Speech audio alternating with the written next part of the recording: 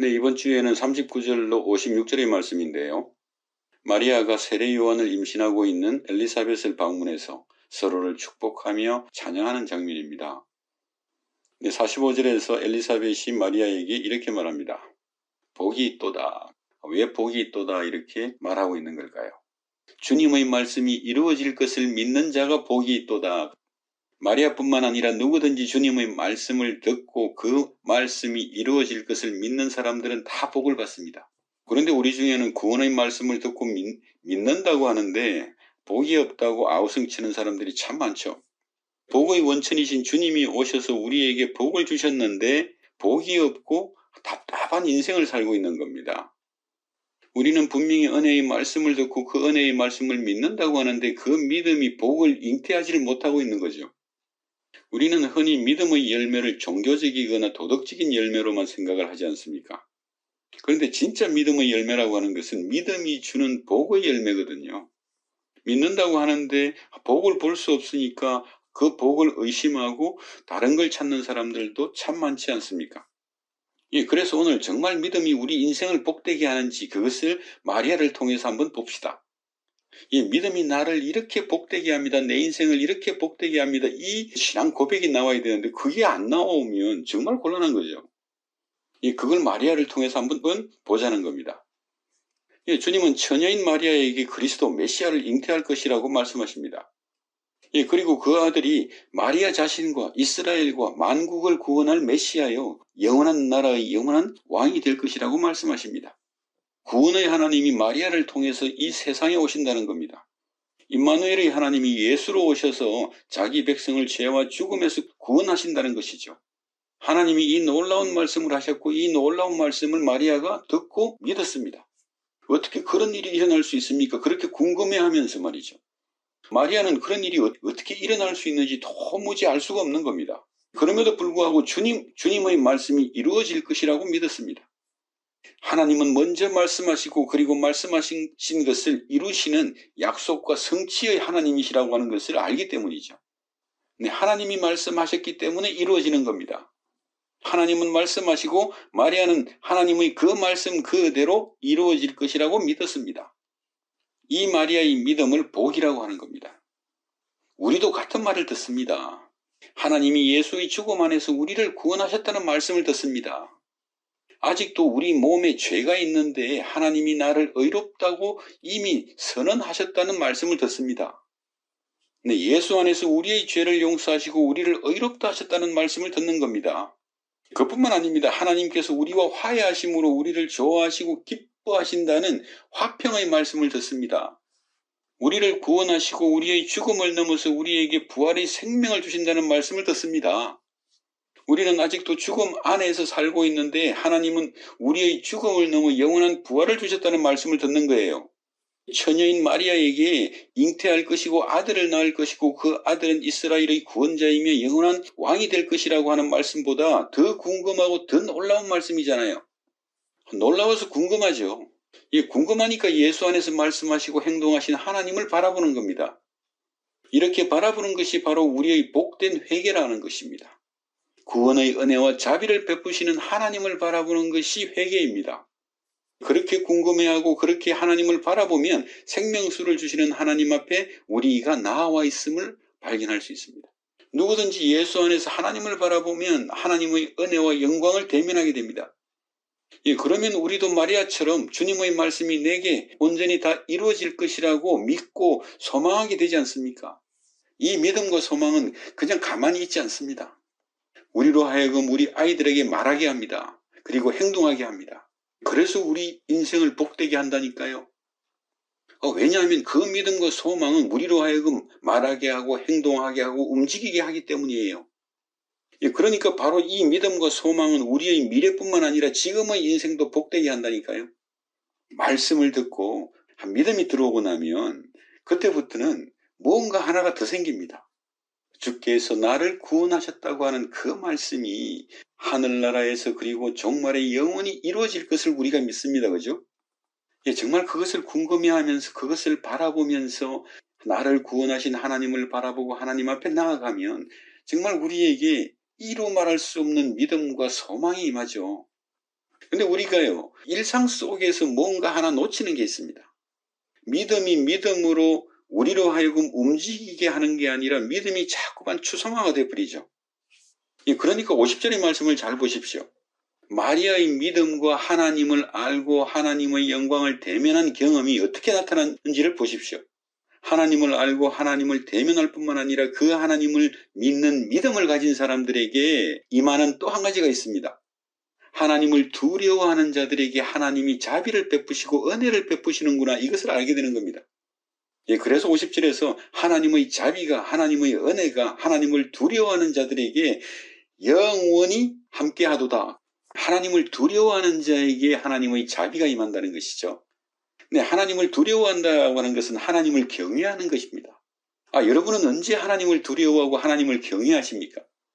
우리 정말 성도들이 하나님을 두려워하는 것과 불신자들이 하나님을 두려워하는 것은 완전히 다릅니다. 하나님을 알지 못하는 사람들이 하나님을 두려워하는 것은 정말 진짜 하나님이 존재하시고 살아 역사하시면 자기에게 손해가 될까 봐 두려워하는 거잖아요. 우리가 하나님의 말씀을 듣고 하나님을 알고 하나님을 믿는 사람들이 하나님을 두려워하고 하나님을 경외한다고 하는 것은 무엇이겠습니까? 여러분은 언제 하나님을 두려워하고 하나님을 경외하십니까?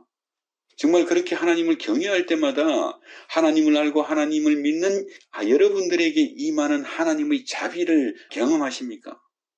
왜 마리아는 정말 이 비천한 나를 하나님께서 돌보시고 하나님께서 나에게 복을 주셨다고 기뻐하면서 바로 그 다음에 하나님의 자비와 하나님의 은혜가 하나님을 두려워하는 자들에게 영원하구나, 이 경험과 새로운 사실을 우리에게 전해주는 걸까요? 마리아의 경우를 가지고 한번 이야기해 봅시다. 근데 마리아는 하나님의 말씀을 듣고 하나님께서 말씀하신 대로 이루실 것을 믿었습니다. 하나님이 말씀하신 것을 하나님이 이루신다는 것을 믿는 자는 복이 있도다, 그렇게 칭찬까지도 들었죠.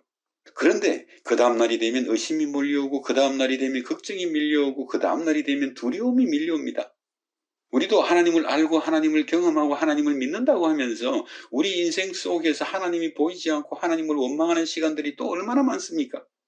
그런데요, 정말 하나님의 말씀을 듣고 하나님을 알고 하나님의 말씀을 듣고 하나님을 믿는 자들에게 한 가지의 행동이 일어난다니까요. 정말 그런 어떤 그 의심과 두려움, 우리의 어떤 답답한 인생으로 말미암아 의심과 두려움을 가질 수밖에 없는 그 시간에도 우리는 단 한 가지를 인정하는 사람들입니다. 정말 의심할 수밖에 없고 두려워할 수밖에 없고 걱정할 수밖에 없는 그 시간에도 하나님이 살아계신다는 것은 인정하는 사람들이죠, 우리가. 정말 하나님을 의심하고 하나님을 원망하는 그 자리에서도 하나님은 살아계신다. 정말 살아계신 하나님께서 내게 주신 약속의 말씀을 내가 지금 기뻐할 수 없을지라도 인정하고 존중은 해야 됩니다. 나는 정말 교회 가기 싫은데, 나는 말씀 듣기 싫은데, 그 순간에도 살아계신 하나님을 인정하는 거 있죠. 그 아들 예수 그리스도의 죽음 안에서 나를 영원히 구원하셨다는 그 말씀을 내가 존중하는 겁니다. 그것이 여러분들에게 참으로 위대한 순종의 첫걸음이 된다니까요. 그들이 하나님을 존중하는 사람, 하나님을 경외하는 사람, 하나님을 두려워하는 사람이 되는 겁니다. 그들의 두 눈에 보이는 것이 바로 하나님의 자비하심입니다. 하나님의 자비하심이, 하나님의 은혜가 하나님을 두려워하고 하나님을 존중하고 그 어떤 순간에도 하나님을 존중하고 하나님을 인정하고 하나님을 경외하고 하나님을 두려워하는 자들에게 임하는 것입니다. 이것이 우리 인생을 통해서 우리 인생을 복되게 만듭니다. 여러분 주변 사람들도 복되게 만듭니다. 정말 그렇게 걱정과 분노의 자리에서 내가 하나님의 살아계심을 인정하고 하나님의 말씀을 존중하고 하나님을 두려워하는 사람이라면 내 입에서 무슨 말이 나오겠냐고요. 내가 어떤 선택을 하겠습니까? 내가 오늘 무슨 마음으로 내게 주어진 하루라고 하는 시간을 살아내겠습니까? 그래서 말씀드리는 겁니다. 오늘도 당신에게 좋은 일이 생길 것입니다. 이것이 믿음의 열매요, 복의 열매로 우리를 통해서 계속 나타나야 됩니다. 그래서 이 말을 하는 겁니다. 하나님을 두려워하는 자들에게 참으로 하나님의 은혜가 임합니다. 하나님의 약속의 말씀을 믿을 수 없다면 그 약속의 말씀을 정직하게 궁금해하십시오. 약속의 말씀을 궁금해하는 사람들이 이 십자가에 못 박힌 예수를 바라보는 사람입니다. 그들이 예수를 바라봤기 때문에 예수를 통해서 하나님의 구원의 은혜가 임하는 것이죠. 그것이 세상을 이기는 믿음이 되기 위해서는 정말 하나님을 경외하는 자, 내 일상 속에서 하나님을 경외하는 것들이 내 인생을 통해서 계속 반복되어야 됩니다.